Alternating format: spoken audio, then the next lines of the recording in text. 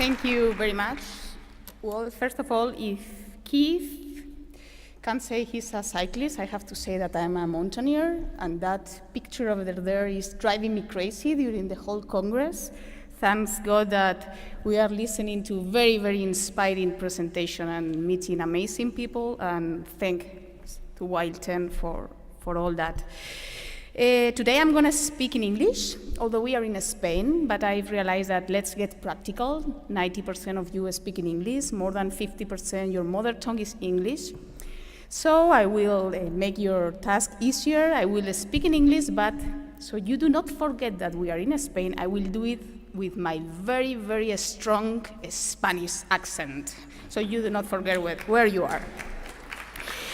I want to share with you how land stewardship has been developed in Spain. We consider it a very useful conservation tool, and also a very challenging one because it involves private owners in the conservation of our natural capital. Until 2001, there had been many different initiatives in Spain, but all of them disconnected. They were popping up through the whole country. We have a pioneer example from 1975 by Félix Rodríguez de la Fuente, who was involved in the creation of a private reserve in Montejo de la Vega, and many other NGOs working in what we call today land stewardship, from WWF to small local NGOs. In 2001, a very strong movement started in Catalonia to give all these initiatives a common framework and a brand, and it's what we call here custodia del territorio, like a territory custody, land stewardship. And since then, it has been introduced in the Spanish legislation, and it has experienced a great progress through these 12 years. So the movement started in Catalonia served to boost land stewardship all over Spain. The truth is we are talking here about a tool that is quite coming from the Anglo-Saxon world, is common in the US, in the UK, in Northern European countries. But we are in a Mediterranean countries, and I think we have been able to create our Spanish Mediterranean formula that takes into account our territory, our Roman law, and of course, our culture. The Biodiversity Foundation, which is part of the Spanish Ministry of Environment, I talked about it a little bit last Friday, but for those who were not here, we work for the conservation of biodiversity, and we try to do it always taking into account the well-being, the social well-being, and the economic development. We have been promoting land stewardship for more than 10 years, mainly supporting and giving grants to those organizations that are active in the territory doing projects, but also we introduce it in our projects. For example, in those regarding moving volunteers in forests, in beaches, in the shores, or conservation projects. But probably our main contribution to land stewardship in Spain was the creation in 2007 of the Spanish Land Stewardship Platform. Before coming into that, let me tell you a little bit what we think it is land stewardship. I was thinking that you may like, or may have liked, that I would do it with a hip-hop song. Later I thought that I could tell you about it dancing flamenco. But sorry, you will discover what we think it is land stewardship through a video that we will see in a few seconds, which, by the way, it's also very nice. So.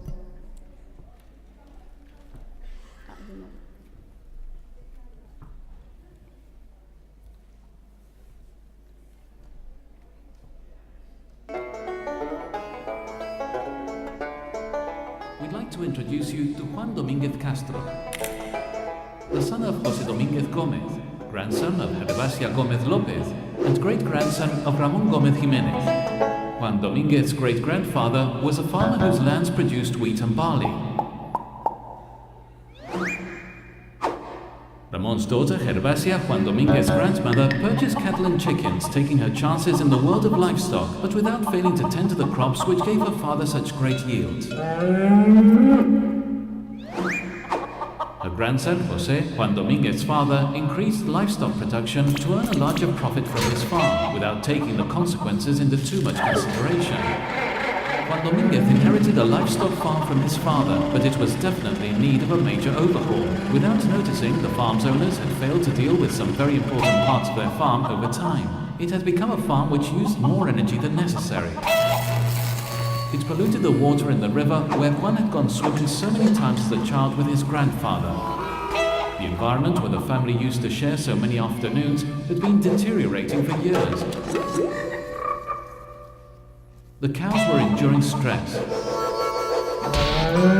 All this affected the landscape, not to mention the products, which weren't selling as well as they used to. Juan decided to change his farm and make it sustainable, but how? The answer came that very evening in a tractor.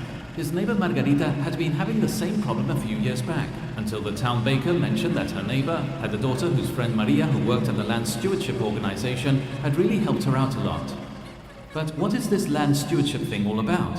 It wasn't very obvious to Juan, so he called up Maria, the baker's neighbor's daughter's friend, to see if she could explain it all a bit better. Maria explained to Juan that the goal of stewardship is to preserve our land by benefiting both farm owners and the rest of us people who are living on the planet. When it came to Juan's farm, the goals were to use less energy, pollute less, increase biodiversity, improve the living conditions of his cows and chickens, produce higher quality products and increase sales like his neighbor Margarita had already done. Juan was really excited. Between the two of them, and by following Margarita's advice while remembering everything he'd learned from his family about a farm, they decided which tasks were the best ones to take on and signed a land stewardship agreement, which explained exactly what each party involved was making a commitment to. Juan promised to allow environmental studies, which could then be used to evaluate the farm's natural environment and how to increase its value. Juan would be taught new techniques to manage his farm in a sustainable way, and the stewardship organization would give him advice on how to look for production alternatives. Juan would have to replace some of the farm's materials and machines, and the stewardship organization would help him get the financing to make those changes.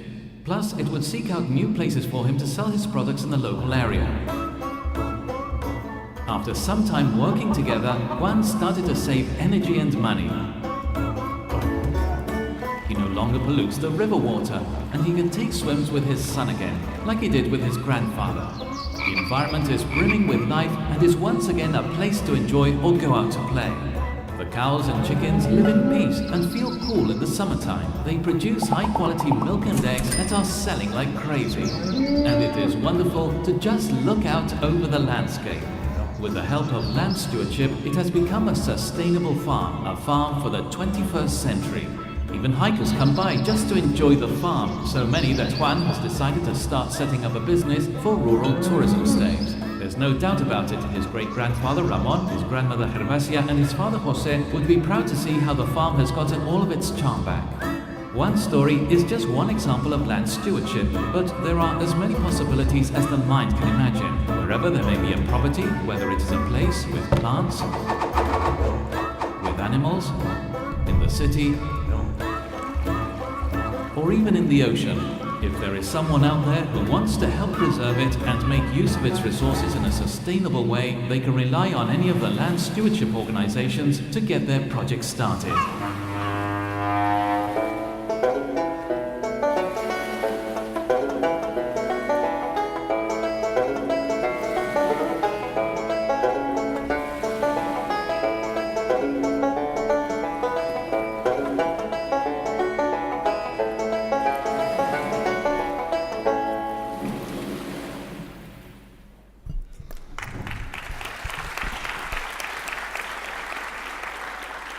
Well, I think it's clear that land stewardship can be an ally to allow Juan to also be wild. As I was telling you, we launched our platform in 2007, and its goal is to gather all the stakeholders, including government, and also provide data and information to the movement. And today, we know And please, for those who come from the US or Canada, don't laugh about these figures. We are in Spain, a tiny country, and for us, this is a figure.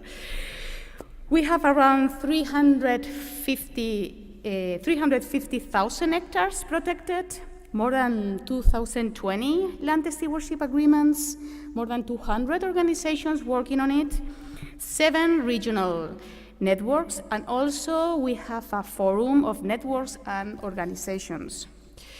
We have done many activities like having 3 national inventories, legal studies, produce awareness materials, and of course we face many challenges ahead. If not, life would be very boring, so we are glad that we have many challenges. We have to talk more about it and spread the idea. We have to get better legal agreements. We have to find ways to encourage private owners, for example, with incentives. And we also need to spread it at the European and international level, and Mikel will talk about it in a few seconds. To end, I would like to point out that I think that the Spanish land stewardship movement is very active, and that somehow we are being pioneers in the development of this movement in the context of the European Union. I ran out of time, so I think it's all. Thank you very much for your attention, and I will be more than happy to talk with you more about it later. Thank you.